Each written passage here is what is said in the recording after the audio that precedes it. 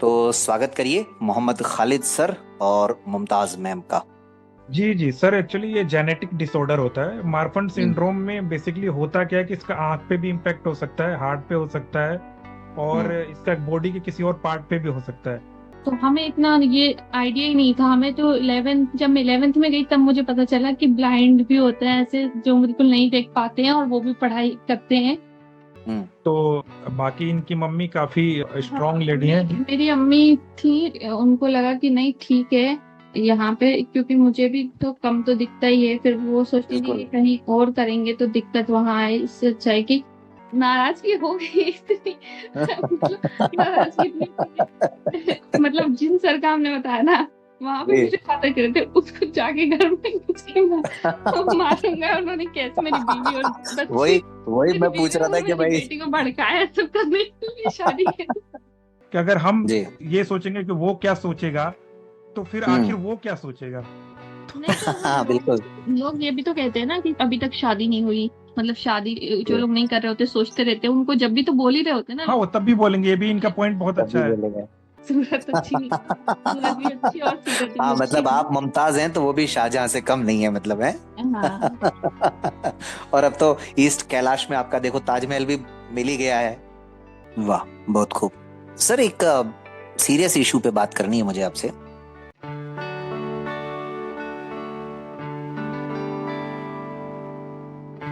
Radio Madhuban सुनने वाले सभी श्रोता स्वीकार करें संदीप त्रिवेदी का प्यार भरा नमस्कार। श्रोताओं, हाजिर हूं आप सबका बेहद पसंदीदा कार्यक्रम लेकर के, जिसका नाम है हमराही। और इस हमराही कार्यक्रम में अभी तक हमने हर तरह की बात की है। और जैसे जैसे नया कार्यक्रम आता है, सिचुएशंस भी हमारे सामने नई नई आती जाती हैं। और हमारी कोशिश भी यही रहती है कि इस कार्यक्रम के माध्यम से जितनी भी अलग अलग प्रकार की समस्याएं हो सकती हैं, अलग अलग तरह की बातें हो सकती हैं, वो सब आपके सामने लाने का प्रयास किया जाए। और इतना ही नहीं, अलग अलग समाज, अलग अलग धर्म, अलग अलग संप्रदाय, अलग अलग क्षेत्र, हर तरह के लोगों को हमने आपके बीच में लाने का प्रयास किया है। और आज अगर मैं ये कहूं कि आज के इस कार्यक्रम में जो हमारे मेहमान जुड़ने वाले हैं, वो जिस रिलीजन को बिलोंग करते हैं, वहां से पहले कपल अगर हमारे बीच में आ रहे हैं तो गलत नहीं होगा। हालांकि 15वां एपिसोड जो था हमने किया था, लेकिन वो हमारे बोहरा कम्युनिटी से थे, तो इसलिए पूरी तरह से अभी तक इस्लाम धर्म से हमारे इस कार्यक्रम में कोई मेहमान नहीं जुड़े हैं। तो आज बहुत इंटरेस्टिंग होगा बातचीत करना। और जैसा कि मैंने आप सबको बताया कि हर व्यक्ति की कुछ अलग अलग परिस्थितियां होती हैं, कुछ अलग अलग बातें होती हैं, और काम का दायरा भी बहुत अलग प्रकार का होता है। तो चलिए आज अब बहुत बातें हो गई और मुलाकात करवाते हैं आपकी हमारे आज के मेहमानों से। और आज के मेहमान देश की राजधानी से ही जुड़ रहे हैं हमारे बीच में। तो स्वागत करिए मोहम्मद खालिद सर और मुमताज मैम का। बहुत बहुत स्वागत है खालिद साहब आपका, और मुमताज मैम आपका। बहुत बहुत धन्यवाद संदीप सर, और आपके सभी श्रोताओं को जो चाहे रेडियो मधुबन पे हमें सुन रहे हो या फिर रिकॉर्डिंग क्लब पे, उन सभी का भी हम लोग बहुत बहुत स्वागत करते हैं। नमस्ते सर, मुमताज अंसारी बोल रही हूँ। हम आपके सब श्रोताओं का वेलकम करते हैं। जी बहुत धन्यवाद मुमताज मैम और खालिद सर, आपकी आवाजें हमारे श्रोताओं ने निश्चित रूप से सुनी। तो श्रोताओं, अब आप रेडियो मधुबन सुनते रहें, मुस्कुराते रहें, और हम कार्यक्रम को आगे बढ़ाते हैं। अब आप सबको करना क्या है, रिकॉर्डिंग क्लब यूट्यूब चैनल को सब्सक्राइब कर लेना है, और अगर ये वीडियो पसंद आए तो इसको लाइक करना है, और सबसे इंपॉर्टेंट बात क्या है, अपने सभी दोस्तों के साथ इसको शेयर करना है। तो खालिद सर, मैं चाहूंगा कि हमारे सुनने वालों के लिए सबसे पहले आप अपने बारे में बताएं कि किस तरह का काम आप कर रहे हैं, क्या कुछ अब तक किया है, और कौन सी डिसेबिलिटी को बिलोंग करते हैं आप। सर, मैं विजुअली इम्पेयर्ड हूँ। जी। हम लोग बेसिकली रहने वाले बलिया उत्तर प्रदेश के हैं, और जी। हम लोग 4 भाई 3 बहन हैं, जिसमें से 3 भाइयों के हमारे आंख में प्रॉब्लम है, और एक विशेष तरह की हमें बीमारी है मार्फन सिंड्रोम, जिससे हम अच्छा। पीड़ित हैं। उसमें हमारा रेटिना जो है वो धीरे धीरे डिटोरिएट होता रहता है, डैमेज होता रहता है। तो पहले बचपन में दिखता था, पहले 5वीं तक देख के पढ़े, फिर उसके बाद धीरे धीरे जो है रोशनी कम होती गई। 5वीं जी के बाद ऐसी नौबत आ गई कि दीवार से टकराने वाली नौबत। फिर घर वालों ने कोशिश किया कि हाफिज कुरान होता है, कुरान शरीफ को मेमोराइज करते हैं, तो वो जी करवाने की, बट उसमें दिल मेरा रमा नहीं। फिर बाद में मुझे ब्लाइंड रिलीफ एसोसिएशन के जो बैनर तले स्कूल चलता है, जी JPM senior secondary school for the blind, वहां पे मेरा 97 में एडमिशन हुआ, 98 में रादर। एम्स में ट्रीटमेंट हुआ तो वहाँ डॉक्टर ने रेफर किया कि इनकी आई की सर्जरी कर दी गई है, बट ये आप देख के पढ़ाई नहीं कर सकते, तो इनको ब्लाइंड स्कूल से पढ़ना चाहिए। सर वहां से मेरी 12th हुई, फिर सेंट स्टीफेंस कॉलेज दिल्ली यूनिवर्सिटी से मेरी ग्रेजुएशन हुई, सीआई दिल्ली से मेरी बीएड हुई। एक साल सर मैंने पब्लिक स्कूल भारत इंटरनेशनल में एसएसटी टीजीटी के तौर पे काम भी किया मैंने, जी और टीचिंग में भी काफी अच्छा था। बट जी। उस समय मैंने एक केवीएस का एग्जाम दिया था, मेरा सीटेट वगैरह भी क्लियर हो गया था, तो अच्छा केस हो गया। जी केस होने की वजह से काफी डिले हुआ, तो मुझे लगा यार रेगुलर नहीं है ये सब चीजें, मतलब टाइम बहुत लगता है, और मुझे जॉब की नीड थी, मैं घर में बड़ा था, तो जी बैंकिंग की फिर मैंने प्रिपरेशन स्टार्ट किया, और 2012 में मैं जो है प्रोविजनरी ऑफिसर लगा था, और आज आपके आशीर्वाद से प्रमोशन ले करके मैं चीफ मैनेजर के तौर पे कार्यरत हूँ, और हेड ऑफिस में हूँ मैं अभी। पंजाब नेशनल बैंक का जो हेड ऑफिस द्वारका में है, वहाँ मैं पोस्टेड हूँ। करंटली एक मैं प्रोजेक्ट को लीड कर रहा हूँ, जिसमें करीब 163 डिफरेंटली एबल्ड ऑफिसर्स मेरे अंडर काम करते हैं, जी और हम बैंक के क्रेडिट की मॉनिटरिंग करते हैं, जो भी बैंक लोन दे रहा है उनकी मॉनिटरिंग कर रही है मेरी टीम। क्या बात है सर, बहुत खूब, गजब। मतलब मेरे ख्याल से स्केल 1 आप ऑफिसर हैं या उससे भी ऊपर? सर एक्चुअली में बैंकिंग में ना, जो जी। स्केल 1 होता है सबसे लोएस्ट लेवल का ऑफिसर होता है, अच्छा जितना ओके ऊपर ओके। जाता है उतना अच्छा होता है। जैसे स्केल 1 के बाद 2 बनते हैं, 3 बनते हैं, 2 4 बनते 3 हैं। 4 ओके। जी जी, तो 4 में मैं हूँ। आगे जैसे 4 में सीएमडी है। वगैरह का आपने नाम सुना होगा, जी तो जी जी जी जी। वो सब गवर्नमेंट ऑफ इंडिया की ओर से होते हैं। बाकी स्केल 5 को एजीएम बोलते हैं, 6 को डीजीएम बोलते हैं, 7 को जीएम बोलते हैं, 8 को सीजीएम बोलते हैं, 9 ईडी होते हैं, और 10 एमडी या सीईओ होते हैं। लास्ट मतलब एमडी हो गए एक तरह से। जी जी जी जी, तो ऊपर क्या बात सबसे। है, मतलब चीफ मैनेजर का पद भी मुझे लगता है बहुत कम ऐसे वीआई साथी होंगे, ब्लाइंड साथी होंगे जिनको मिला होगा, मेरे ख्याल में आप दुरुस्त करेंगे। हाँ कम ही है। वैसे साइटेड को भी देखा जाए तो पंजाब नेशनल बैंक में करीब 1 लाख एम्प्लॉई हैं, जिनमें जी। से सर 3000 के आसपास चीफ मैनेजर्स हैं। तो एक क्या एवरेज बात है। लगाएं तो पूरे इंडिया में जो है 14-15 हजार ही चीफ मैनेजर होंगे, और उसके ऊपर जी तो और भी धीरे धीरे कम होते जाते हैं। कम होते जाते हैं, बिल्कुल सर बिल्कुल। बहुत खूब सर, बहुत कम समय में और काफी अपने स्किल्स से, अपनी मेहनत से बहुत अच्छा मुकाम आपने हासिल किया है, मुझे ऐसा लगता है। तो मजेदार रहेगा आज आपसे बातचीत करना। बहुत बहुत ये धन्यवाद जो सर। आपने सिंड्रोम क्या बताया, आपने जो डिजीज बताई अपनी, मार्फन थोड़ा syndrome sir, Marfan Marfan syndrome. Syndrome, इसके बारे में थोड़ा सा मुझे लगता है बहुत कम लोगों को जानकारी होगी। अगर आपने कुछ रिसर्च किया हो तो बताइए जरा। जी जी सर, एक्चुअली ये जेनेटिक डिसऑर्डर होता है। मार्फन सिंड्रोम में बेसिकली होता क्या है कि इसका आंख पे भी इम्पैक्ट हो सकता है, हार्ट पे हो सकता है, और इसका बॉडी के किसी और पार्ट पे भी हो सकता है। इसकी अच्छा पहचान ये है कि इंसान की हाइट ना कुछ ज्यादा ही लंबी होती है, और ऐसा अच्छा। लगा है कि पूरा खिंचा हुआ है, उसके जोड़ों में गैप टाइप का रहता है, कलाई में देखेंगे थोड़ा गैप दिखेगा, और जी मतलब एक एक्सेप्शनली ज्यादा हाइट के लोग होते हैं, और अनलकीली हम लोगों की आंखों पे असर हुआ है। तो इसमें इंडिया में है लोग, बहुत सारों को ये पता नहीं कि हमें मार्फन सिंड्रोम है। वही बात है सर। अच्छा, तो ये मतलब एक तरह से लाइलाज है सर? हाँ सर, इसमें ये है कि जो मार्फन सिंड्रोम का तो कोई इलाज नहीं है। बाकी जो आईज में या हार्ट में कोई प्रॉब्लम हुई है, तो टाइमली अगर ट्रीटमेंट हो जाए, जैसे रेटिना का इशू रहता है, पर्दा जिसे हम बोलते हैं, या आई बोलनी लेंस, जो आंख की लेंस है वो अपनी जी। जगह से हिल जाती है। तो अच्छा। लेंस जो है, लेंस के आगे झिल्ली लगी होती है, पर्दा, वो अगर हिल गया वो फट जाता है कई बार, अगर हिल के। तो बचपन में ही अगर इसका ट्रीटमेंट हम कराएं तो आज की डेट में आप सेंटर फॉर साइट में करा सकते हैं, या एम्स में, या बाकी और भी शंकर नेत्रालय वगैरह में।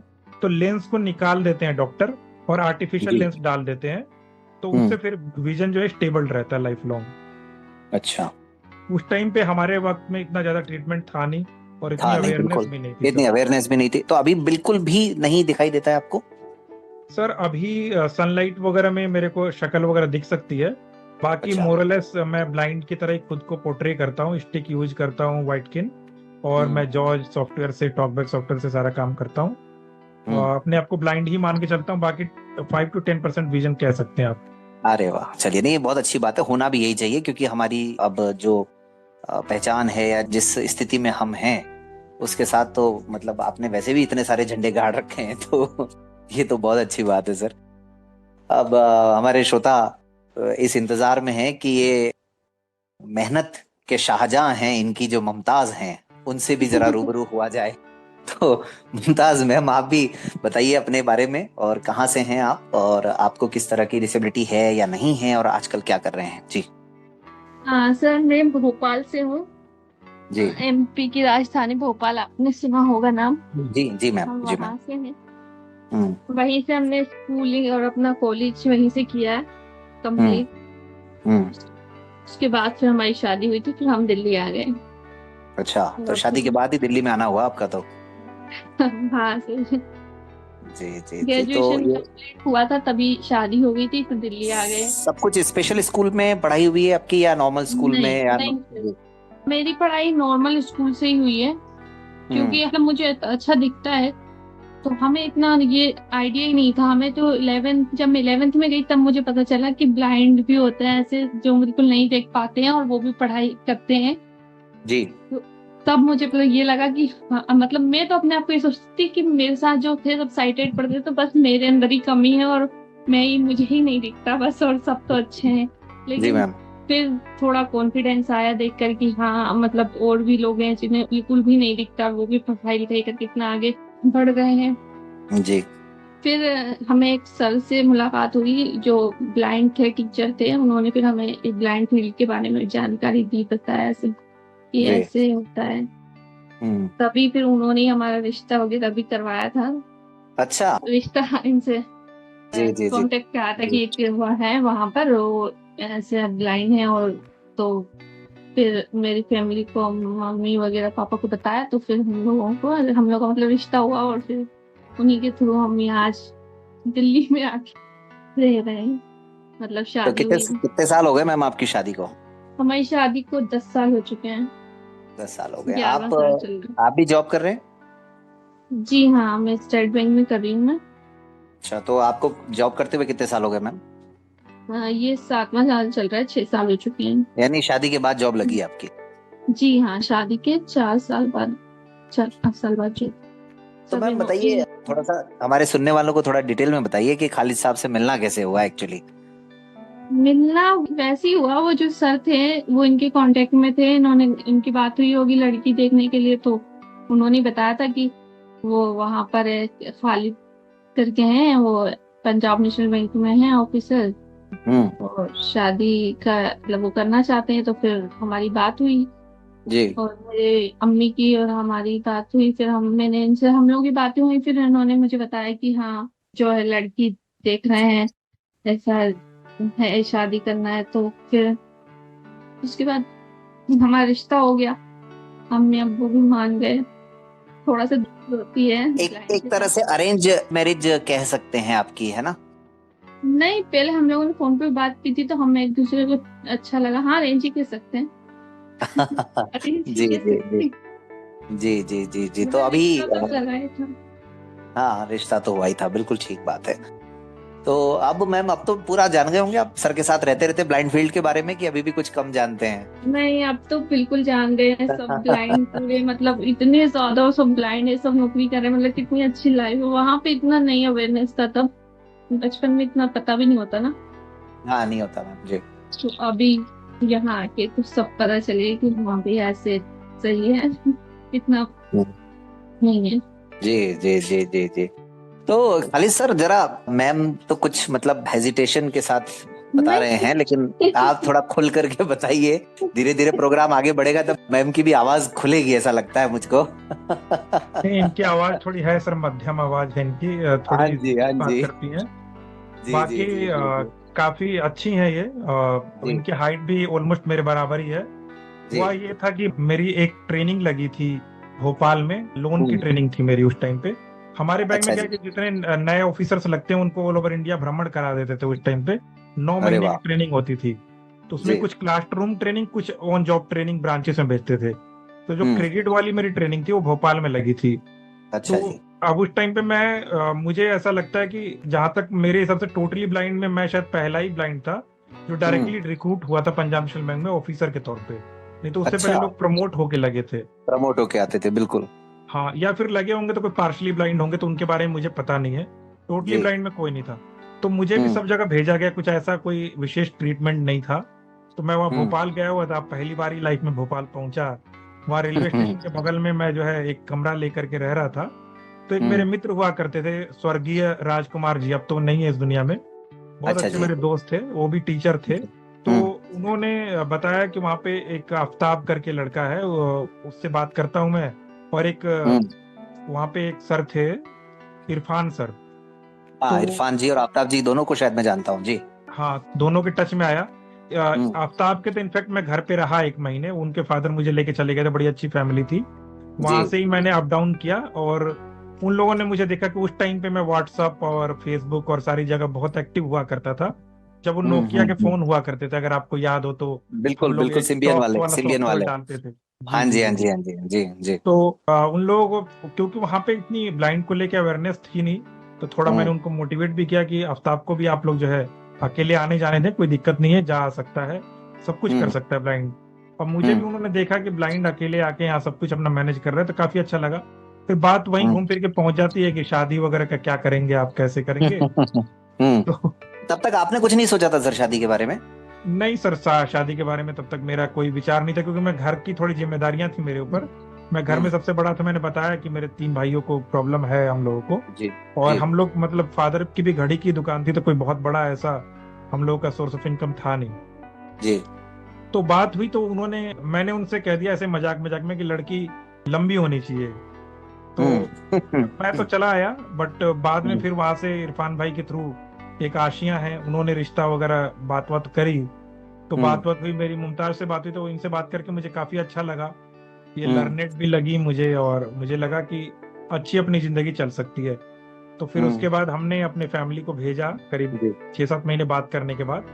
तो फिर वहां पे जाके वो देख के आए, फैमिली वालों को भी पसंद आया, फिर हमारा रिश्ता हो गया, उसके बाद शादी हो गई। तो अब तो काफी अच्छा चल रहा, हर चीज में इनका काफी सपोर्ट रहता है, पूरा हाउस होल्ड वर्क ये संभाल लेती हैं, ताकि मैं निश्चिंत होकर के सारी चीजों को कर सकूं। इसीलिए मैं जी सोशली थोड़ा एक्टिव भी रह पाता हूँ। जी। जी। बहुत बहुत जबरदस्त। लेकिन खालिद सर, आपके केस में वो वाली बात नहीं है जो आमतौर पर आती है कि ब्लाइंड व्यक्ति के साथ जीवन कैसे मतलब आगे बढ़ेगा, कुछ ऐसे प्रश्न आपके भी जीवन में आए हाँ, हों? इनकी फैमिली की ओर से, इनके मम्मी के अलावा ऑलमोस्ट सभी लोगों ने अपोज किया। तो बाकी इनकी मम्मी काफी स्ट्रांग लेडी है। मेरी अम्मी थी, उनको लगा कि नहीं ठीक है यहाँ पे, क्योंकि मुझे भी तो कम तो दिखता ही है, फिर वो सोचती थी कि कहीं और करेंगे तो दिक्कत वहां आए, इससे अच्छा है कि यहाँ पे मतलब यहाँ कर देते हैं शादी, तो एक बैलेंस रहेगा कि मतलब आगे चल के जो होता है मतलब हो कोई कुछ भी बात हो तो नहीं। तो इसलिए अम्मी की जिद थी, मतलब मेरे फादर तो नहीं थे रेडी, वो काफी टाइम बाद माने थे, मतलब बहुत थोड़ा हुआ था हम लोग बीच, क्योंकि ये तो होता ही है ना, क्योंकि एक्सेप्ट करना एकदम से। तो मैडम काफी घमासान हुआ था, या मतलब ऐसे ही बातों में ही हल्के फुल्के माहौल में ही नाराजगी थी, कि काफी कुछ ज्यादा ही नाराजगी थी मैम? नाराजगी हो गई इतनी मतलब नाराजगी इतनी मतलब जिन सर का हमने बताया ना, वहां पे मुझे पता कर थे, उसको जाके घर में घुस के मारूंगा। उन्होंने कैसे मेरी बीवी और बच्ची, वही मैं पूछ रहा था कि भाई बेटी को भड़काया सब करने के लिए शादी के। आमतौर पर यही होता है ना कि भाई ये मतलब खुद तो हुए जो हुए, हमारे बच्चों को और सिखा रहे हैं इस तरह की चीजें, कई बार ये केस भी आते हैं। तो फिर नहीं, लेकिन बाद में फिर वो मान गए थे कि चलो ठीक है, अच्छा है, फिर मान गए थे। मतलब फाइनली पहले तो हुआ था ऐसे, लेकिन फिर कुछ ज्यादा बात नहीं बनी, बहुत मतलब 1-1.5 साल बाद हुई थी ना हमारी शादी। हाँ, 1.5-2 एक्चुअली साल विरोध बाद जो शादी। था ना सर, वो 2-3 रीजन से, एक तो काफी डिस्टेंस था दिल्ली और भोपाल का। हाँ, ये एक बड़ी आमतौर बात पे आती है जी। जी। आमतौर पे लोग जो है अपनी कम्युनिटी में और अपने पास में ही शादी करना चाहते हैं, और कम्युनिटी भी अलग अलग थी। मुस्लिम में भी वैसे इस्लाम का कोई रिलीजन तो कोई कास्ट नहीं होता है, बट इंडियनाइजेशन हुआ है, यहाँ पे भी कास्ट सिस्टम होता है। तो हाँ, ये बिल्कुल सर। अंसारी कम्युनिटी से बिलोंग करती थी, और मैं जो है सैयद कम्युनिटी से बिलोंग करता था। तो थोड़ा जी। बहुत हुआ, बट फाइनली फिर शादी हो गई। अलग अलग कल्चर, भाषा भी अलग अलग था। मैं बिहार को टच करता जगह है, भोजपुरी मेरी लैंग्वेज होती है, ये लोग जी। प्रॉपर एमपी के रहने वाले हैं, तो काफी डिफरेंस तो था। हम्म, मेरे साइड से भी थोड़ा बहुत था, बट ये है कि मैं घर में कमांडिंग सिचुएशन में आ चुका था, उस टाइम पे जॉब में था, घर का बड़ा जी लड़का था। तो जी। फिर मेरे घर वालों ने ज्यादा अपोज किसी ने किया नहीं, उनको पता था फिर ज्यादा मना करेंगे तो शादी के लिए मना कर देगा, अच्छा। तो फिर उस तरीके की सिचुएशन थी। जी जी जी। आपका अपना सर क्या मानना है व्यक्तिगत कि भाई जैसे हम लोग वीआई कम्युनिटी को बिलोंग करते हैं, तो मतलब ये चाहे इस्लाम धर्म हो, चाहे हिंदू धर्म हो, चाहे कोई कोई सा भी मजहब हो, मतलब ब्लाइंड होने के बाद क्या लगता है आपको कि ये जाति और ये सब देखना कहाँ तक ठीक है? मतलब आप व्यक्तिगत तौर पे आप क्या सोचते हैं? सर एक्चुअली में क्या है कि हमें सबसे पहले तो ये देखना होगा कि हम जब ब्लाइंड हो जाते हैं ना, तो एक मार्जिनलाइज में भी मार्जिनलाइज हो गए हम, यानी माइनॉरिटी के अंदर भी माइनॉरिटी। क्योंकि बिल्कुल। एक तो भाई हम ब्लाइंड हो गए, ऊपर से जी। हम कास्ट ढूंढने लग जाए, रिलीजन ढूंढने लग जाए, तो हम्म बड़ा मुश्किल हो जाएगा शादी वगैरह करना। और हम्म वैसे भी देखा जाए तो शादी या फैमिली चलाने के लिए कास्ट या हम्म रिलीजन की मुझे लगता नहीं कि कहीं कोई कतई आवश्यकता है। और सारे हम्म रिलीजन्स या सारी कास्ट, सबका एक मेन जो मोटिव है वो इंसान को हम्म अच्छा बनाना, इंसान बनाना है। तो हम्म सबका फोकस सेम ही है। अगर मोटी हम लर्निंग्स देखें तो किसी भी रिलीजन का हम्म। आप उठा के देखेंगे, सबके सेम सीखे हैं। बट सेम यही है सेम कि खे अलग बिल्कुल। अलग भाषा है भाई, हिंदी में लोग भगवान कहते हैं, उसको अरबी हम्म में लोग खुदा कह सकते हैं, अल्लाह कह सकते हैं, इंग्लिश में हम्म लोग गॉड कह देते हैं। बट हम्म। मायना तो सर वही है। और जी। मीडियम अलग अलग हो सकता है, बट मीडियम अलग अलग है, लेकिन सब करते मेडिटेशन ही है। नमाज भी आप कर बिल्कुल रहे हो सही है। तो फोकस करते हो, आप गॉड फोकस से करते हैं। कनेक्ट होते हो, अल्लाह से जी। कनेक्ट होते हो, पूजा करते हो। तो ठीक है, सामने व्यक्ति मूर्ति रख रहा है या नहीं भी रख रहा है, बट मूर्ति की हम्म। पूजा ना करके वो सीधे गॉड की पूजा करता है। उसके तो इमेजिनेशन में यही होता है कि गॉड को कनेक्ट कर रहा है, वो ईश्वर और को पूजा वो कनेक्ट भी हो रहा करता है, है जिसकी आंखें हैं, और पूजा वो भी करता है जिसकी आंखें नहीं है। जिसकी आंखें नहीं है। तो जी। मुझे लगता नहीं कि मूर्ति या किसी चीज से, ठीक है वो अपने सुविधा के लिए एक जगह बना लेता है, मंदिर बना लिया या मूर्ति बना ली, बट उसका हम्म मेन मोटिव उस ईश्वर को, वो भी ये मानता है कि दुनिया में एक ही ताकत है जो हम्म ये दुनिया चला रही है, उससे वो कनेक्ट करना चाहता है। तो सब हम्म रिलीजन सेम ही है। हमें बस कुछ चीजें थोड़ा सा हम अगर ध्यान रख सकते हैं, हालांकि ब्लाइंड के लिए तो मैं वो भी नहीं कहूंगा, क्योंकि हम्म। फिर अगर हम ऐसा करेंगे तो रिश्ते मिलने बड़े मुश्किल हो जाएंगे। मुश्किल हो बाकी जाएंगे जी। कम्युनिटी थोड़े सेम होती है तो थोड़ा सा आसानी रहती है, नहीं तो डिफरेंस कम्युनिटी में थोड़े डिफरेंसेस हो सकते हैं। जब हम आप अरेंज मैरिज करने जाते हैं, और जब आपकी फैमिली बिग फैमिली में आप रहते हैं, तो हम्म कम्युनिटी अलग अलग होती है, तो कई बार ऐसी चीजें होती है कि हमारे यहाँ ऐसा होता है, तुम्हारे यहाँ वैसा होता है, तो इस तरह के डिस्प्यूट्स हो सकते हैं। बट ब्लाइंड के हम्म लिए ये सब भी होता नहीं है, क्योंकि फैमिली दोनों ओर से सपोर्ट भी रहता है, और ज्यादातर हम हम्म लोग न्यूक्लियर फैमिलीज में ही है, तो वैसे हम्म उसका इतना ज्यादा इस पे भी कोई ऐसा इम्पैक्ट है नहीं। बिल्कुल ठीक बात है सर, क्योंकि मैंने जैसे सुना है कि सुन्नी शिया से नहीं करते हैं, बोहरा से नहीं करते हैं, या शिया बोहरा से नहीं करते हैं, तो ये इस तरह की चीजें हर जगह होती है, और इस चक्कर में हम लोगों की उम्र बढ़ती चली जाती है। सही बात है सर। एक्चुअली में बहुत सारे मिथ हैं। कई लोग ये हम्म सोचते हैं कि हम पार्शली से करेंगे, कई लोग सोचते हैं कि हम साइटेड से करेंगे, कई लोग हम्म सोचते हैं कि अदर डिसेबिलिटी से करेंगे। शिया सुन्नी हम्म का भी होता है, मेरे भाई की तो शादी शिया है, वो हमारी जो भाई की वाइफ है। तो इस हम्म तरीके की चीजें जब हम ऐसा सोचेंगे ना, की हुई है हम्म तो लंबा भी होता चला जाएगा, और प्लस में चीजें जो है बहुत ज्यादा डाइल्यूटेड होती जाती हैं। अल्टीमेटली आपको चाहिए क्या? आपको, लोग सोचते हैं घर में सुकून। खाना बना पाए, या हम्म हमारे बुक्स पढ़ सके, या फिर हम्म हमारे गाड़ी चला सके।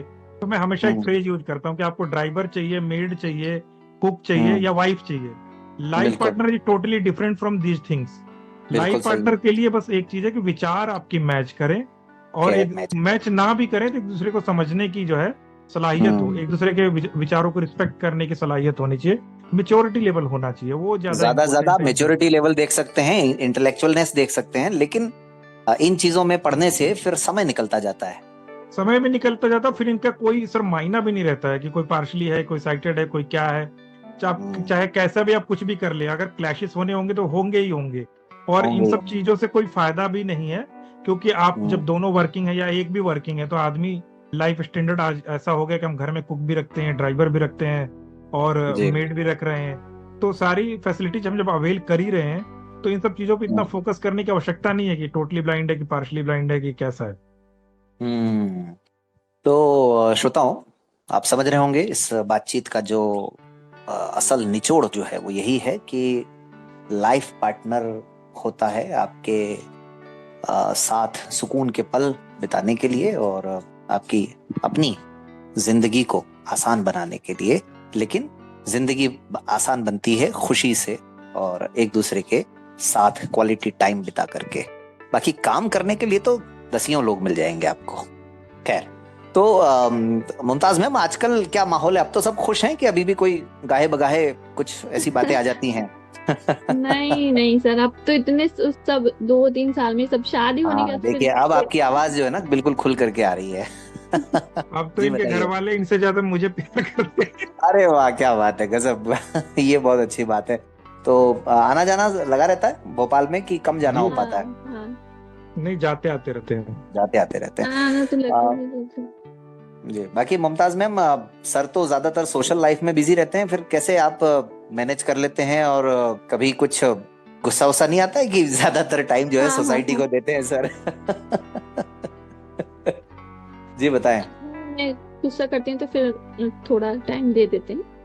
अच्छा, तब दे देते हैं। हाँ, दे जी देते हैं जी। गुस्सा करने में। बोलना अच्छा, उस पड़ता है समय कि पे जी, कि हम भी अब हैं। थोड़ा, हाँ हम हाँ, भी कि हैं, हम भी हैं। फैमिली भी है। जी जी। तो अभी आप लोग दिल्ली में कौन कौन रह रहे हैं? आप दोनों ही रह रहे हैं और भी कोई हैं फैमिली में? हमारी बेटी है, 2 बेटियां हैं हमारी। अच्छा, जी। क्या बात है। क्या नाम है दोनों बेटियों का? बड़ी बेटी का नाम अनम है, वो 9 साल की हो गई है। और जी छोटी बेटी है, भी 2 साल की है। आयत जी। नाम है उसका। अरे वाह, बहुत खूब। अनम और आयत। जी। बहुत खूब, बहुत खूब। तो मुमताज मैम, फिर जॉब करने का कब ख्याल आया मन में? मतलब शादी से पहले ही था विचार या शादी के बाद? हाँ, शादी से पहले ही विचार था, क्योंकि अच्छा। पहला यही था कि नौकरी करनी है, शादी तो भले ही ना हो लेकिन नौकरी तो होनी चाहिए। तो जी ये जी, था अपने कि पैरों पे खड़ा होना मतलब जी। वहां पे जो हमारे यहाँ ना, वहां पे ऐसा है कि लड़कियों को नौकरी नहीं करने दिया जाता नहीं, है। इसीलिए मैंने ये क्वेश्चन पूछा एक्चुअली। हाँ, वहां पे ना जी। क्या है कि बस घर पे रहना है और घर का काम करना है, नौकरी के लिए मतलब अलाउ नहीं करते। तो हम्म फिर इसी वजह से मैंने मतलब हमारी बात हुई थी, तो मैंने कहा था हम नौकरी करेंगे। तो इन्होंने कहा हम्म ठीक है।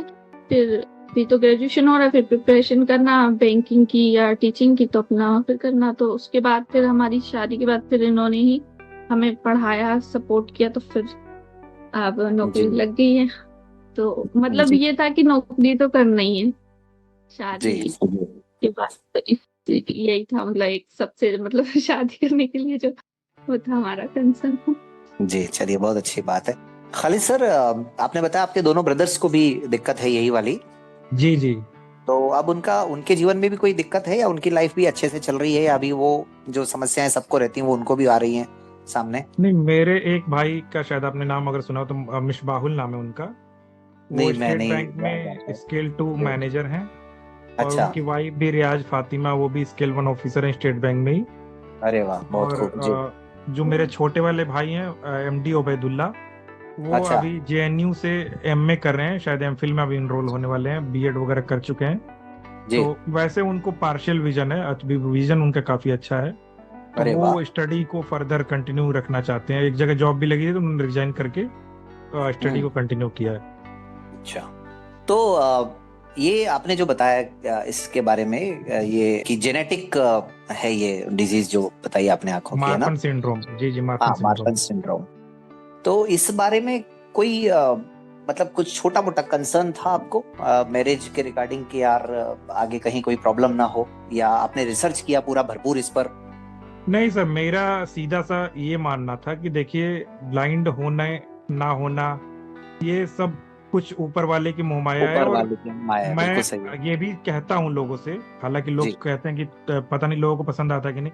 मैं बोलता हूँ I feel proud to be blind, क्योंकि अगर मैं ब्लाइंड बहुत नहीं सही। होता जी तो मैं एक गांव में ही रहता, वहीं घड़ी की दुकान जी पे बैठ जाता, थोड़ा बहुत कोशिश करता। जी बट यहाँ जी। तक नहीं पहुंच पाता सर। मैं आज जो है चीफ मैनेजर हूँ पंजाब नेशनल बैंक में, सेंट स्टीफेंस जैसे कॉलेज से पढ़ा। मेरे साथ कई बिल्कुल सारे सही। मिनिस्टर्स के लड़के पढ़े, और केरला के जी चीफ मिनिस्टर के लड़के हमारे फ्रेंड थे, और भी बहुत सारे लोग थे। हमने जी दुनिया देखी, राष्ट्रपति से मिले, बहुत जी। जगह गए आए। चेस खेलता हूँ, इंटरनेशनल मेरी फिडे रेटिंग है। मैंने इंडिया को वाह, रिप्रेजेंट भी किया, टर्की गया, वर्ल्ड कप खेल के आया। तो ये सब क्या कुछ बात है। क्यों हुआ? क्योंकि मैं ब्लाइंड हूँ। और जी। मैं ब्लाइंड नहीं होता तो मेरी ये जो वाइफ है मुमताज, ये भी मेरी जिंदगी में शायद नहीं होती। नहीं तो आती, जी जी जी। जी जी जी। तो ब्लाइंड होना ना होना ये तो एक डेस्टिनी है और रास्ते ना, जब हम सोल्यूशन पे फोकस करते हैं। चैलेंजेस सर जी हर किसी की जिंदगी में है, जी। बट इंसान क्या करता है कि चैलेंजेस में उलझ करके ना और नीचे की ओर हम्म। जाता जाता है। हम सर जी जिंदगी में होता क्या है, हम जैसा सोचते हैं ना हमारी जिंदगी में जी वैसा ही होता रहता है।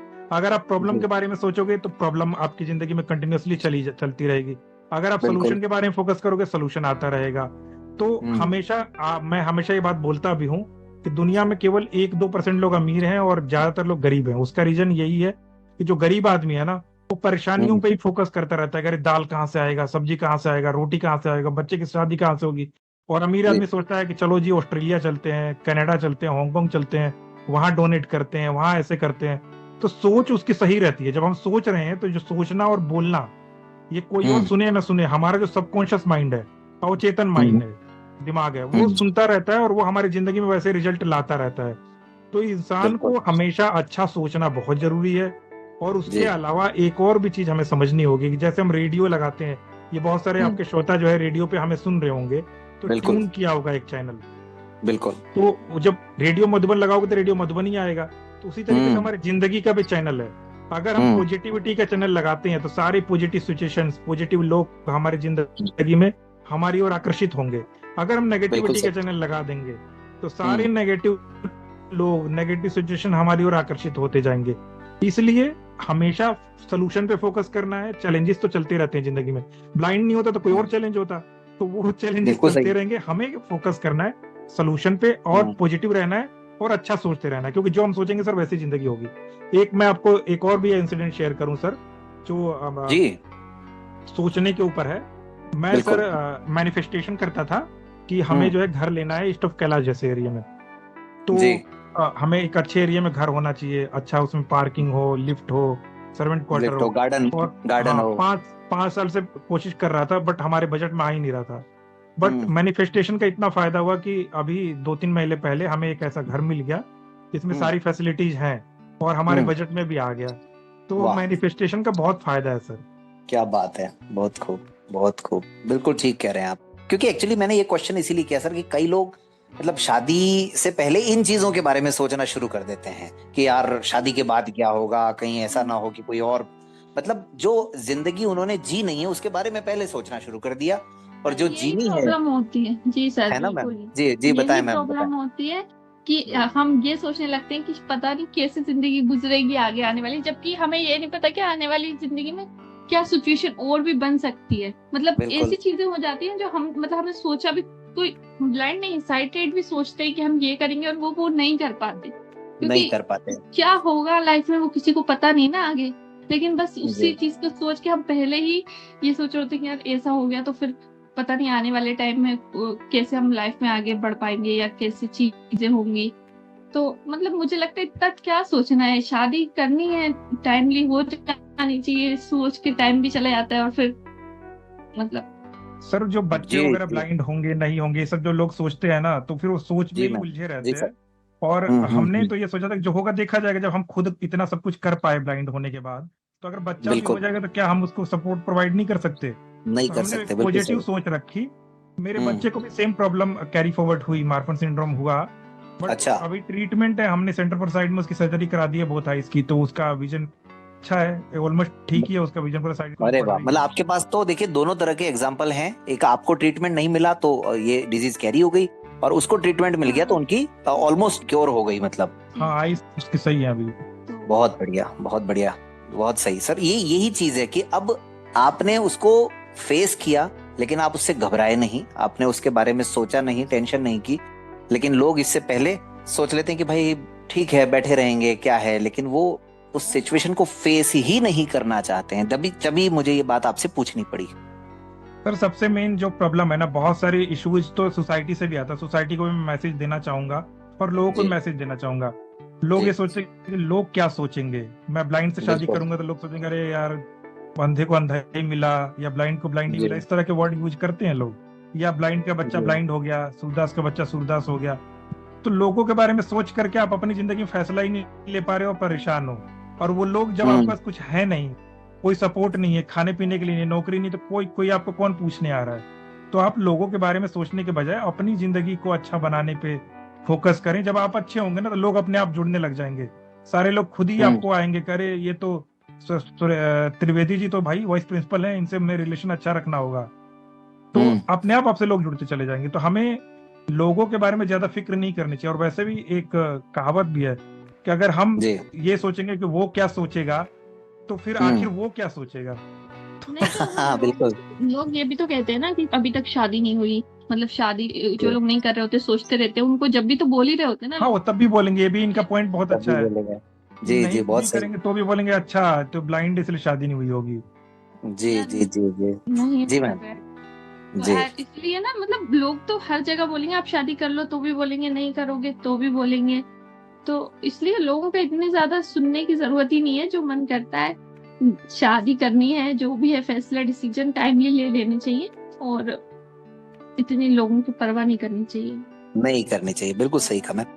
तो एक मैटर आता है सर, इस बात को लेकर के कि आप इतनी अच्छी पोस्ट पर आ गए और शुरुआत ही जैसे आपने बताया कि आपकी ऑफिसर रैंक से हुई, तो फिर ये बात आती है यार अब तो क्या है साइटेड से करवा देंगे तुम्हारी शादी। तो इस तरह के केस आपके भी रहे थे? हाँ सर, ऐसी बातें हुई थी, बट मैं सर बड़ा इगोइस्टिक हूँ इन सब मैटर्स में। मेरे को ये है कि कोई भी व्यक्ति केवल इस बात पे अपने आप को सुपीरियर समझे कि उसे दिखता है और मुझे नहीं दिखता, ये बर्दाश्त नहीं है। हाँ, वो मेरे से वाह। सुपीरियर हो सकता है अगर उसकी एबिलिटीज मेरे से ज्यादा है, तो तो सर सुपीरियर बैंक में बड़े समझने का पंगे हुए हकदार होंगे है। इस बात को लेके आपके, तो मुझे लग रहा है। जी जी जी, मैंने साफ कह दिया था कि मैं एक ब्लाइंड ही से शादी करूंगा। भले ये हो जी सकता है कि कोई पार्शली हो, बट जी मैं जो है फुल्ली साइटेड से शादी नहीं करूंगा। वाह बहुत खूब, मतलब इस बारे में तो आप पहले से ही क्लियर थे। और मुमताज मैम आपके यहाँ तो आमतौर पर वैसे लड़कियों को मैंने जहां तक सुना है, आप तो सिचुएशन बदली होगी, लेकिन उस जमाने में तो ऐसा नहीं था कि भाई इतना मौका मिले कि देखें जरा भाई कैसा है लड़का, कैसा दिखता है। तो कभी भी कोई 1% भी आपके मन में लुक्स को लेकर के या इन चीजों को लेकर कोई क्वेश्चन था? लुक को लेकर के नहीं, हमने देखा नहीं था फेस टू फेस, मैंने फोटो ही जी देखा था। जी तो मतलब ऐसा वाला मेरा था नहीं। मुझे ये था कि हाँ बस इंटेलिजेंट होना चाहिए और अच्छा, मतलब ब्लाइंड सीरत अच्छी होनी चाहिए, हाँ सूरत अच्छी भले हो या नहीं हो, वो बात की हाँ बात है। हाँ, जी वो जी बात की बात है। जी लेकिन बहुत खूब। ये है जी कि दोनों ही चीजें अच्छी हैं, ऐसा नहीं है कि सूरत अच्छी नहीं, सूरत भी अच्छी और सीरत भी हाँ अच्छी मतलब नहीं। आप मुमताज हैं तो वो भी शाहजहां से कम नहीं है, मतलब है। हाँ और अब तो ईस्ट कैलाश में आपका देखो ताजमहल भी मिल ही गया है। हाँ अल्लाह का लाख लाख शुक्र है कि हमारा घर हो गया है, ताजमहल वाह से कम नहीं है। वाह बहुत खूब, बिल्कुल अपना घर कैसा भी हो वो ताजमहल से कम नहीं होना चाहिए। ताजमहल में तो कि जी मुमताज की कवर या जिंदा मुमताज रहती, तो ताजमहल हाँ। से कम। बहुत खूब। अब श्रोताओं आप सुन रहे हैं प्रोग्राम हमराही, और खालिद सर और मुमताज मैम के साथ बड़ी इंटरेस्टिंग बातें हो रही हैं और निश्चित रूप से आप सबको भी मजा आ रहा होगा। थोड़ा सा विषय परिवर्तन करते हैं। खालिद सर, ये जो सोशल फील्ड में आप जो एक्टिव हैं, थोड़ा उसके बारे में बताएं कि किस किस तरीके से आप अपना योगदान दे रहे हैं समाज को। जी सर एक्चुअली मैं जब बैंक में लगा था तो उस टाइम पे विजुअली इम्पेयर्ड जो बैंक में काम कर रहे थे, बहुत सारे लोग जो है बैक ऑफिस में थे, या फिर कई सारे लोग थे ट्रेनिंग वगैरह में, एक दो लोग थे, या फिर जी जो ब्रांचेस में थे वो कुछ ज्यादा काम नहीं करते, कोई पासबुक प्रिंटिंग मैक्सिमम से मैक्सिमम, या फिर फॉर्म देना कस्टमर्स को। काम वैसे अपने आप में कोई छोटा बड़ा नहीं है, बट मुझे जी लगा कि यार जब मैं एक अधिकारी के तौर पे नियुक्त हुआ हूं तो अधिकारी जैसा मुझे काम करना होगा। तो मैंने इसको चैलेंज के तौर पे लिया, और मैं जो है जो मेरे साइटेड काउंटर पार्ट्स काम करते थे, मैंने सोचा मैं वैसा ही काम करूंगा। तो उसके लिए काफी संघर्ष भी हुआ मेरा। मैंने मैनेजमेंट को सारी चीजें लिखी, जॉर्ज सॉफ्टवेयर भी मुझे काफी टाइम हो गया मिलने में, बट मिला जब 8-9 महीने के बाद, तो मुझसे पूछा गया कि मेरे को, जब मैंने एमडी साहब को मेल किया तो एमडी साहब के जो पीए हैं उन्होंने मुझे बुला करके मीटिंग करी। तो उन्होंने पूछा कि आप कैसे करोगे काम, मान लीजिए अकाउंट वेरीफाई करना है, कैसे करेंगे। तो मैंने कहा सर देखिए, अकाउंट ओपनिंग के लिए कस्टमर आता है, हॉल मैनेजर के पास आएगा, हॉल मैनेजर ऑब्वियसली मैं नहीं हूँ, स्केल 2-3 का कोई बड़ा बंदा होगा, तो वो सारे डॉक्यूमेंट्स वगैरह वैसे उसके फिजिकली देख करके वेरीफाई करके मुझे दे देगा अकाउंट खोलने के लिए। तो जब मुझे दे देगा तो मैं क्लर्क को दे दूंगा एंटर करने के लिए। जब क्लर्क एंटर करेंगे तो वो सिस्टम में सारी चीजें आ जाएंगी, सिस्टम में मैं सारा सब कुछ रीड कर सकता हूँ। रीड करने के बाद मैं आईडी नंबर या उसका जो है पैन नंबर वगैरह वेरीफाई भी कर सकता हूँ। ऑनलाइन मैंने मोबाइल पे उनको वेरीफाई करके भी कुछ चीजें दिखाई। और जी मैंने बताया कि मैं उनको क्रॉस कॉल करके भी एक थर्ड मेथड ऑफ वेरिफिकेशन करूंगा कि भाई आप अकाउंट खुलवाने आए थे, आपके नॉमिनी का ये नाम है, पिताजी का ये नाम है, और मुझे जब सही लगेगा तो वेरीफाई कर दूंगा। तो इसमें मेरा 3 डायमेंशन वेरिफिकेशन हो रहा है, एक हॉल मैनेजर कर रहा है, हम्म एक मैं खुद जो है आईडी वगैरह वेरीफाई कर रहा हूँ, और एक क्रॉस कॉल के थ्रू हम्म कर रहा हूँ। तो उनको ये आइडिया हम्म काफी अच्छा लगा। तो फिर हम्म धीरे धीरे मैंने यही काम स्टार्ट किया। नॉन फाइनेंशियल काम पहले मैंने किए, फिर लेटर ऑन धीरे धीरे उसके बाद फिर मैं जब मैं स्किल 3 में प्रमोट हुआ तो मैं हॉल मैनेजर बन गया, पूरा पूरा हॉल संभालने लगा। डिप्टी ब्रांच हेड रहा तो मैं पूरी बैंक ही ब्रांच ही पूरी अपनी संभालता था। फिर करीब 3-4 महीने के लिए मुझे ब्रांच हेड बनने का भी मौका मिला। मैंने ऑफिशिएट किया ब्रांच हेड। मैंने बैंक को बहुत मेल भी किए कि मैं परमानेंट ब्रांच हेड बनना चाहता हूँ, बट बैंक की अपनी कुछ कॉम्प्लिकेशंस रही होंगी कि फुल्ली जो विजुअली इम्पेयर्ड उनको शायद परमानेंट ब्रांच हेड बैंक नहीं बनाना चाहता हूँ, या कुछ गाइडलाइंस के इशू से मैं परमानेंट ब्रांच हेड नहीं बना। तो इन सब चीजों के लिए फिर मुझे ये भी लगा कि हम सब सीखते तो एक दूसरे से ही हैं। अगर मान लीजिए कोई बिल्कुल ब्लाइंड बंदा है, उसको ट्रेनिंग कौन देगा? एक ब्लाइंड ही जी अच्छा ट्रेनिंग दे सकता है। तो दे मुझे सकता है लगा कि डेफिनेटली। हम लोगों का एक अपना ग्रुप हो। तो कुछ ब्लाइंड लोग, मैं, उमंग एक है हमारे दोस्त यूनियन बैंक ऑफ इंडिया में, सैयद मोहम्मद जी रजा हसानी भाई, तो हम कुछ मुंबई चार से हैं। पांच लोगों, जी जी, कुछ 4-5 लोग हम्म मिल करके हमने सोचा कि हम्म हम एक व्हाट्सएप पे एक प्लेटफॉर्म बनाते हैं, ब्लाइंड बैंकर्स ऑफ इंडिया। तो हम्म हमने एक ब्लाइंड बैंकर्स ऑफ इंडिया करके ग्रुप बनाया, और हम्म वो ग्रुप जो है 2014 में बना था, 28 अक्टूबर को।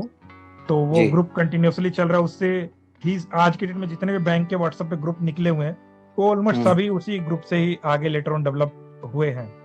हम्म और हमने एक दूसरे को काफी सपोर्ट किया। फिनिकल 7 पूरा एक्सेसिबल नहीं था जॉर्ज से, बट हर जी बंदा को जो सीखता था कुछ ना कुछ सिखाता था एक दूसरे को। तो काफी कुछ बिल्कुल हुआ। तो इस वजह से धीरे धीरे सोशली एक आइडेंटिटी मेरी बनती चली गई।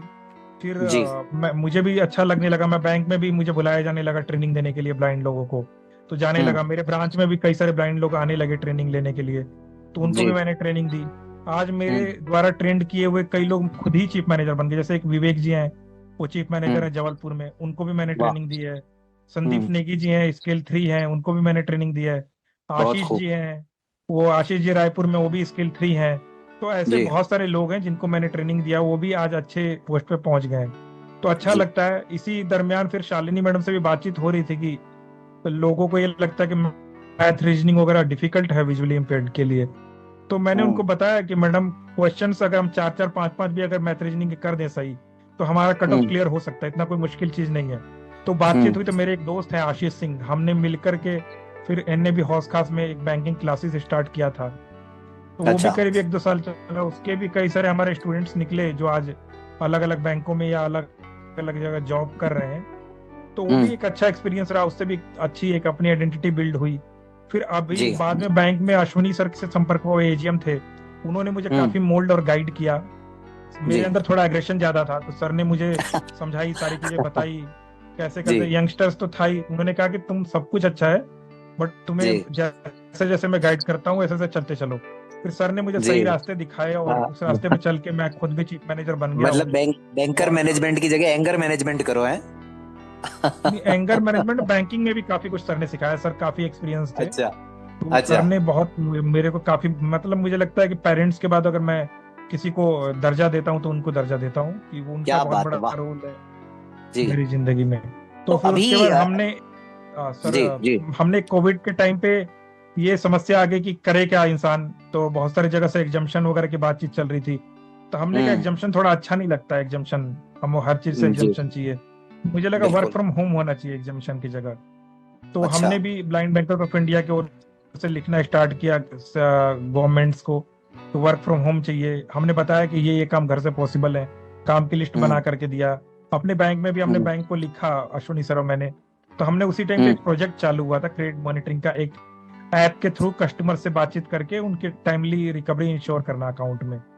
तो वो हम्म काम इतना अच्छा रहा कि बैंक का अच्छा पोर्टफोलियो, क्रेडिट मॉनिटरिंग बहुत अच्छी हो गई, पीएनबी का काफी नाम हुआ।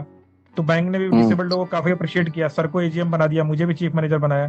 तो प्रोजेक्ट फिर वाह अभी कंटिन्यूअसली चल रहा है, उसी प्रोजेक्ट को मैं हेड कर रहा हूँ। उसके क्या अलावा बात है एडिशनल काम भी कई सारे हैं, जैसे मेरा 5 जोन है, उनकी भी मैं 50 लाख से ऊपर का जो है फ्रेश स्लिपेज देखता हूँ। और वाह मैं पीएनपीए अपग्रेडेशन भी 25 लाख से ऊपर देखता हूँ। बहुत तो खूब बहुत काफी खूब अच्छा, अभी प्रोफेशनली बहुत अच्छा सर चल रहा है लाइफ में। जी जी जी। तो अभी भी बीबीआई उतना ही एक्टिव है सर, या अब ब्लाइंड बैंकर्स ऑफ इंडिया का इतना काम नहीं रह गया है?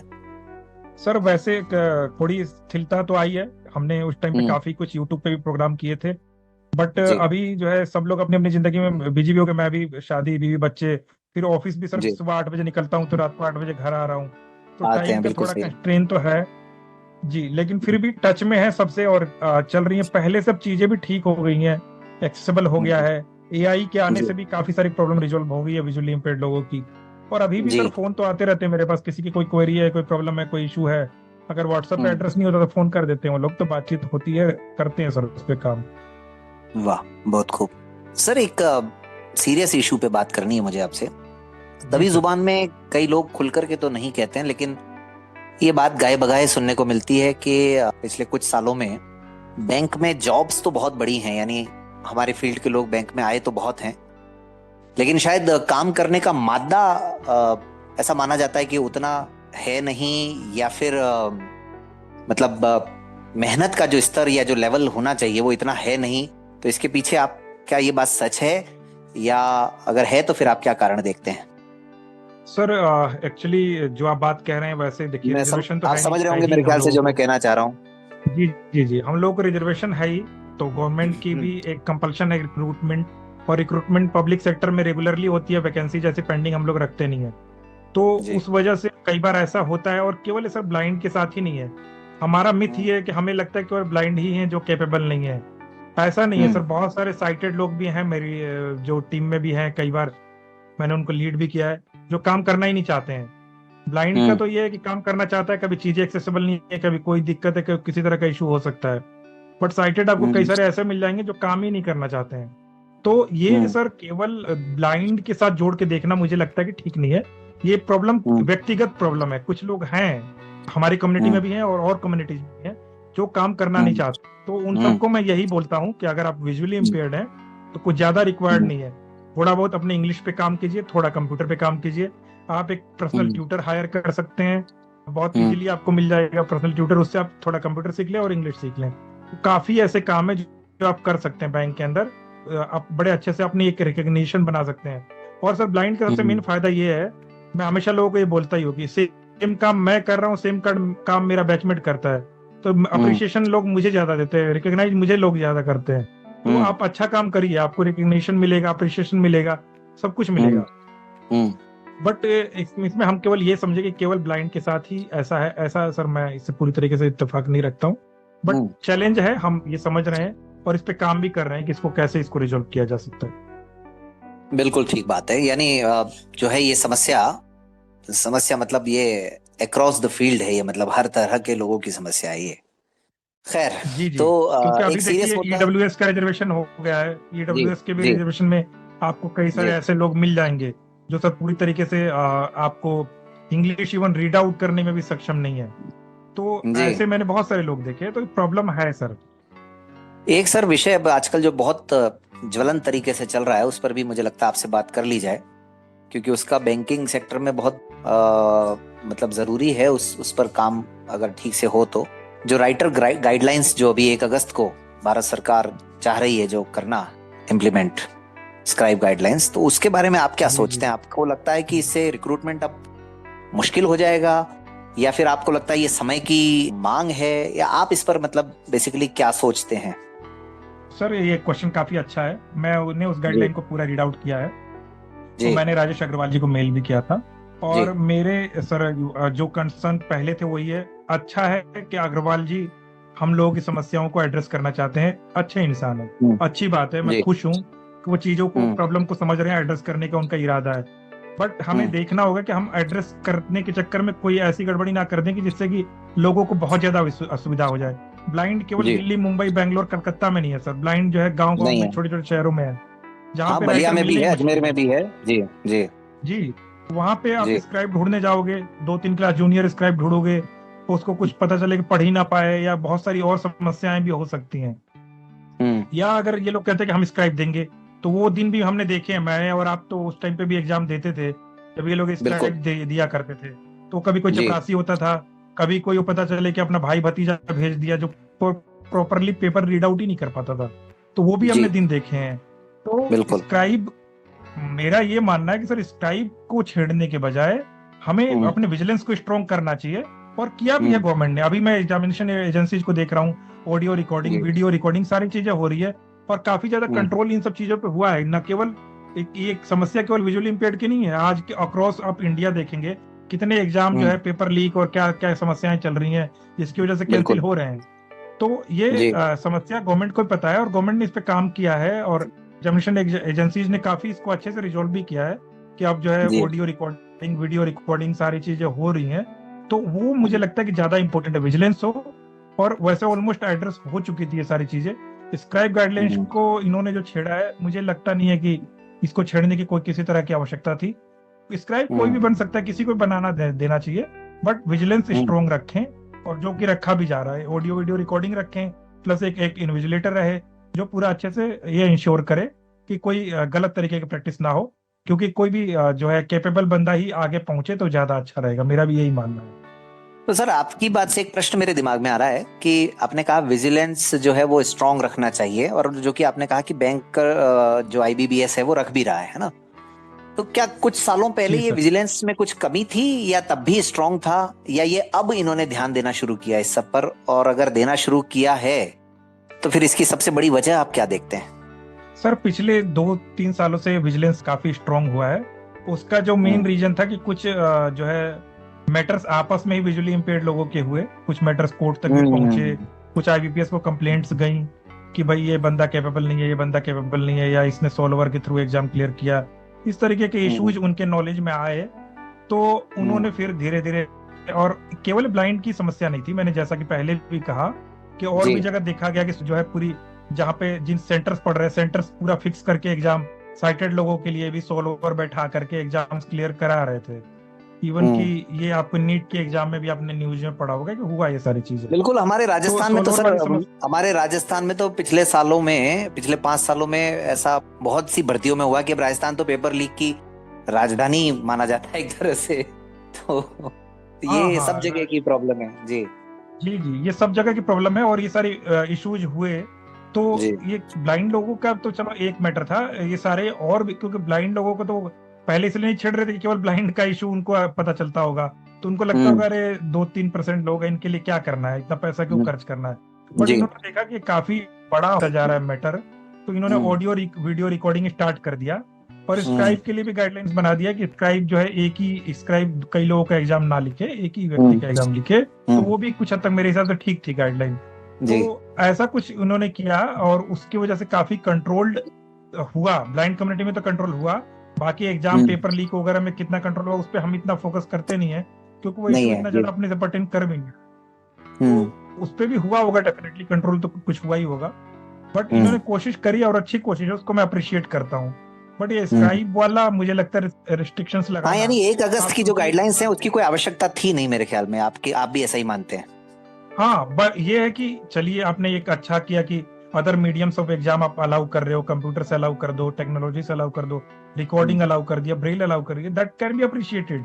ये सब होने चाहिए, मैं भी मानता हूँ। कई बार मुझे भी ऐसा लगता है संदीप सर कि मैं यार क्यों फालतू में स्क्राइब को 1000, 2000, 5000 रुपए दूं, मैं तो बिल्कुल सही है, चाहता हूँ एग्जाम तुम मुझे जॉब दे दो।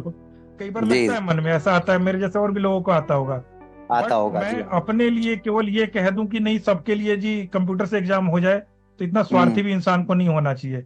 होना चाहिए कि हर व्यक्ति जो है उतना कंप्यूटर पे हाईटेक भी नहीं है, और प्लस में हाईटेक की बात नहीं है, एक्सेसिबल होती नहीं है बहुत सारी चीजें। हम लोगों को चलो एक एक्सेसिबिलिटी की टेक्निक्स पता है, एक्सेसिबल बना लेते हैं, बट हर व्यक्ति बना पाएगा ऐसा कोई जरूरी नहीं है, आवश्यक नहीं है। फिर सबकी स्पीड, कोई लेट ब्लाइंड है, कोई कुछ। डेटा स्पीड के मामले में भी मेरे ख्याल से, डेटा स्पीड के मामले में भी मेरे ख्याल में सर टॉप 20 देशों में भी शायद हम नहीं है अभी आज की तारीख में। हाँ, डेटा का भी इशू है, और वैसे भी जिस भी कंप्यूटर में जॉर्ज डालेंगे एग्जाम लेने के लिए, कंप्यूटर स्लो हो जाएगा, बहुत सारी दिक्कतें होंगी। अभी इन्होंने कहीं टेस्टिंग करने के वजह सीधा इंप्लीमेंट कर दिया, तो ऐसा नहीं करना चाहिए। अगर ये सब चीजें लानी भी तो पहले स्कूल लेवल पे लेके आए, धीरे धीरे ब्लाइंड स्कूल्स में एग्जाम करवाएं, 5th के करवाएं, 6th के करवाएं, 7th के करवाएं, आगे बढ़े धीरे धीरे करके। तो चीजों को लेकर के आए तो ज्यादा अच्छा रहेगा, बजाय कि सीधा एकदम से ऊपर से आपने गाइडलाइन इंप्लीमेंट कर दिया, तो उसमें बहुत सारे लोगों का एग्जाम छूट जाएगा, मुझे लग रहा है। चलिए भाई, बहुत जबरदस्त सर, मतलब बातें करते करते आपसे वक्त ही बीत गया, पता ही नहीं चला। और मुझे लगता है कि कभी एक आध एपिसोड और करना पड़ेगा आपके साथ, किसी दूसरे माध्यम से। बाकी श्रोताओं, उम्मीद है कि आप लोगों को भी कार्यक्रम पसंद आ रहा होगा। बातचीत तो मतलब इतने क्वेश्चंस तो इतने हैं कि अब पूछते जाएं, लेकिन ठीक है, समय की अपनी मर्यादा है। तो उम्मीद है श्रोताओं, खालिद सर ने जो कुछ कहा उन बातों को आप समझेंगे और अपने जीवन में भी उतारेंगे। अब चलते चलते मुमताज जी से बात कर लेते हैं। मुमताज मैम, क्या कहेंगे? अब कार्यक्रम के बिल्कुल अंत में हैं हम लोग, क्या मैसेज देंगे हमारे सुनने वालों को? सर बहुत अच्छा कार्यक्रम है आपका, और मेरे जी थैंक यू मैम। पे भी आपको सब्सक्राइब कर लिया है, और मैं अरे भी वाह। सुनूंगी और बाकी श्रोता भी सुने। और काफी मतलब सब अपना एक्सपीरियंस बताएंगे तो हमें काफी नॉलेज मिलती है कि हाँ मतलब कहीं भी हम समझ सकते हैं कि ये ठीक है, ऐसा हमें भी करना चाहिए। तो मुझे लगता है कार्यक्रम बहुत अच्छा है और इसे सुनना चाहिए। तो मैंने भी अच्छा कहा कि मुमताज आप मैम, मैं शादी भी, को आपके, अच्छा शादी को 10 साल हो गए मैम, है ना? हाँ तो हाँ कितना जी जी, जानती, हमारी कितना शादी को, सर को कितना जानती हैं आप, ये बताइए। इनको मैं कितना जानती हूँ, 80%। पूछ लेते हैं आपसे, सर को सबसे पसंदीदा सर का अच्छा, फूड कौन सा है? खाने में बिरयानी। जी। अच्छा, वेज या बिरयानी नॉन तो वेज? सबसे खाते हैं, नॉन वेज।